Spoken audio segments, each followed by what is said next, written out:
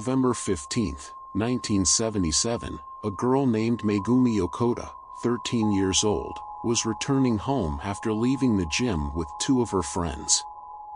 After walking together for a while and her friends reached their homes, Megumi continued on her way alone. Naturally, Megumi was supposed to reach home as well, but unfortunately, she never arrived. Megumi disappeared in a way that no one could have predicted, and her disappearance story continued to circulate for 40 years. Until 2017, people were still searching for her. It wasn't just people, all of Japan was deeply invested in Megumi's story because it was the key to solving a much larger mystery, so much so that you might think it was a police novel or a fictional story, but it's real and we'll learn about it now. Megumi was born in a region called Niigata in Japan to parents named Shigeru and Saki. She was the eldest of 3 siblings. She had a very cheerful and simple personality and loved writing and sports very much. The family's life in general was very simple and quiet. They all loved each other, helped each other, and lived their lives very normally until the day everything changed. November 1977, a 13-year-old girl named Megumi Okota was walking home after leaving the gym with 2 of her friends. After walking together for a while, her friends reached their homes, leaving Megumi alone. She was supposed to reach her home as well, but unfortunately, she never did. Megumi disappeared in a way no one could have predicted, and her disappearance remained a widely discussed mystery for 40 years, up until 2017. People were still searching for her, not just any people, but the entire nation of Japan. The story of Megumi was seen as a key to solving a much larger mystery, to the extent that one might think it was a fictional detective story, but it was real. We are about to delve into it now. Megumi was born in an area called Niigata in Japan to parents named Shigeru and Saki. She was the oldest of 3 siblings. Her personality was very cheerful and simple. She loved writing and sports a lot. The family's life was generally simple and very calm. They all loved and helped each other, living a very normal life, until the day everything changed. The kidnappers aren't a gang or mafia, they're actually part of the government. When they reached Korea, one of the military personnel told Megumi that if she cooperated and helped them complete the mission they brought her for, they would return her to her family. Of course, Megumi had no choice but to agree, especially since she was only 13 years old. We'll reveal the reason for her kidnapping later when we get there. Her family in Japan has not stopped searching for her until now, and the police have even dedicated about 3,000 people to search for her everywhere, but unfortunately, they haven't found a trace of her. Some people have started suggesting that Megumi might have passed away, but her parents refused to believe this idea and were convinced that their daughter was kidnapped. Therefore, they started appearing on television, in the news, and in every place they could reach people through, to tell their daughter's story and ask people if anyone had any information that could help them find their daughter. The matter continued for a long time and became very big, and the whole of Japan started talking about the issue, and the reason is that Megumi was not the only victim, but there were 17 other people who disappeared in the same period. After about a year of Megumi's disappearance, in an area called Kagoshima, a girl and her boyfriend were kidnapped. The girl's name is Rumiko and she is 24 years old, and the boy's name is Tsuyoshi and he is 23 years old. The last place they were in was the city beach. When the police started searching for them, they found their car in a place near the beach, and it contained some of their personal belongings, such as a wallet and the money in it. At first, the police suspected that they might have drowned in the sea, given that the beach was the last place they were seen. For this reason, they launched a search of the sea for them and their bodies, but they found nothing. People then started saying that the two might have run away together, given that they were lovers and could have escaped to some place to live together. The victims' families completely rejected this idea, as there was no compelling reason for them to run away, since they were originally planning their future together.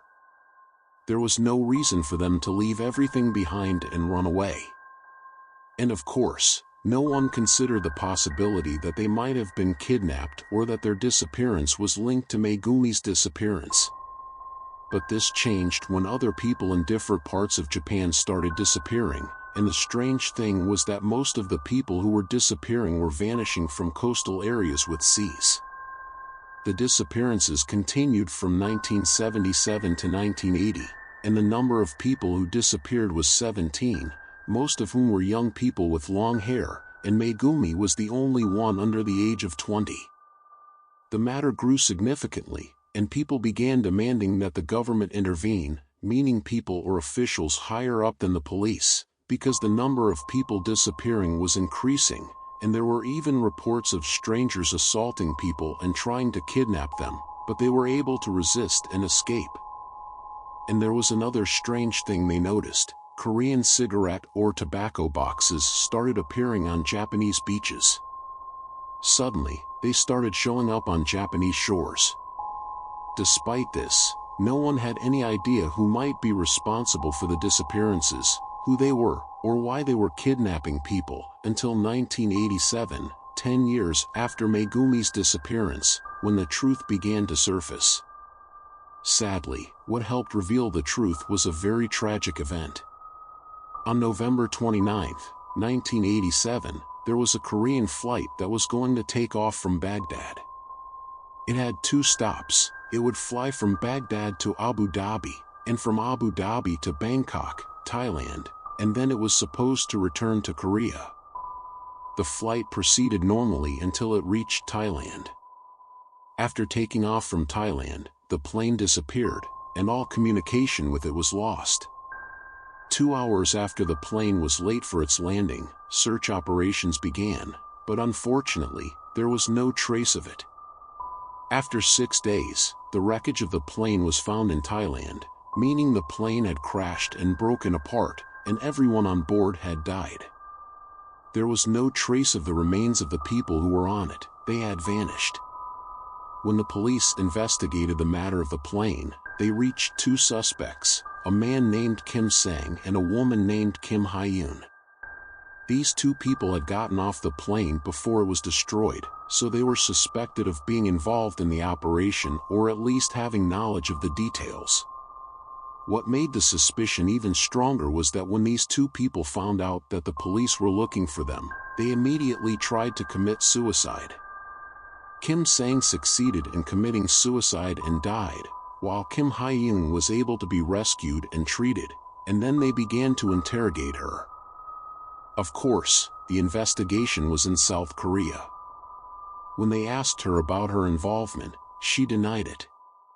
But the police became more suspicious when they felt she was hiding something during the interrogation. Whenever they asked her questions, she would think for a long time before answering, as if she were trying to concoct a lie in her head. The suspicion grew even stronger when she attacked the police officer who was interrogating her. When Kim Young tried to commit suicide, she used a poison called cyanide, which is commonly used in North Korea. They began to recall old incidents and connect the dots. They pressed her further in the interrogation until she confessed that she and her colleague who committed suicide had planted a bomb on the plane. The bomb was timed to explode after 8 hours, meaning they had calculated flight times so they could escape before it detonated. Kim was sentenced to death for her crime. Before the sentence was carried out, Kim confessed to something else. She admitted that she had been brainwashed in North Korea and exploited to do things for the benefit of North Korea. If you're wondering what the connection is between this story and the Megumi story, I'll answer that question now. Would you like me to continue with the story about Megumi? After she mentioned being brainwashed in North Korea, she started recalling names of people and saying that these individuals were with her and had also undergone the same experience. The people she named were among the 17 who disappeared in Japan 10 years ago. She said that one of them, named Yako, had lived with her for 2 years and taught her Japanese. She also claimed that the rest of the people were alive and in North Korea. Such a serious accusation could potentially cause significant problems between the two countries.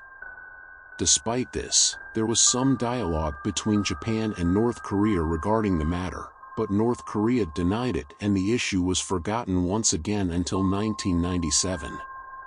In 1997, Megumi's family received a letter from someone claiming to have information about their daughter. Initially, they were hesitant to believe it, as it could simply be someone seeking amusement by fabricating information.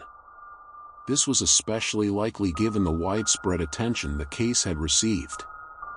The person claimed that Megumi had married and had children, and was living in North Korea. She couldn't contact her family because it would be considered treason and would endanger her life and her children's lives.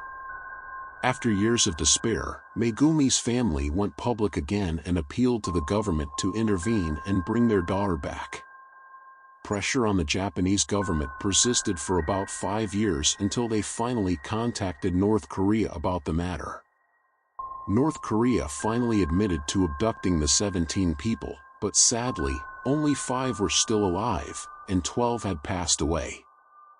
And Kim Jong-un personally said that he heard the name Megumi and knows she's with them. In her presence there was just a mistake, because the plan was to only take people in their 20s, and what happened was an individual mistake by the person who kidnapped her.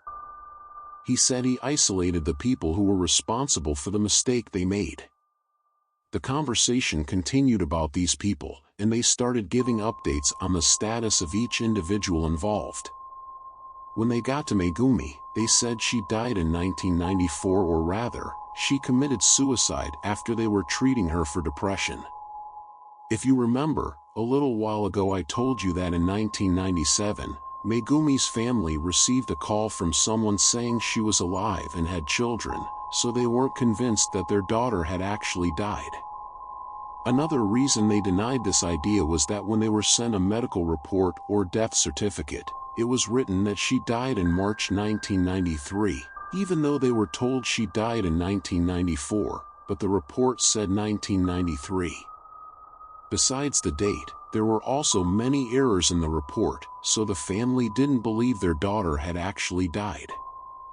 The situation became even more complicated when one of the previously abducted individuals came forward and claimed that she and her husband had seen Megumi in May 1994. This meant that Megumi was alive at a time when Korea had stated that she was dead.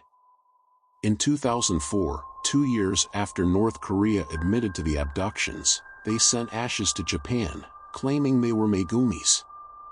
Of course, her parents took the ashes and immediately conducted a DNA test to verify if they belonged to their daughter. The results were negative. The DNA from the ashes did not match Megumi's DNA. Her parents continued to fight and demand the return of their daughter for 40 years, but unfortunately, they were never able to find out where their daughter was or if she was truly alive. North Korea claimed she was dead, but all the evidence they had pointed to the contrary, making the situation extremely delicate. There were claims that she was still alive and living in North Korea but couldn't leave because she possessed sensitive information that prevented her from leaving the country. In 2014, it seems that someone in North Korea wanted to do a good deed. This person arranged for Megumi's parents to go to Mongolia to meet someone they didn't know.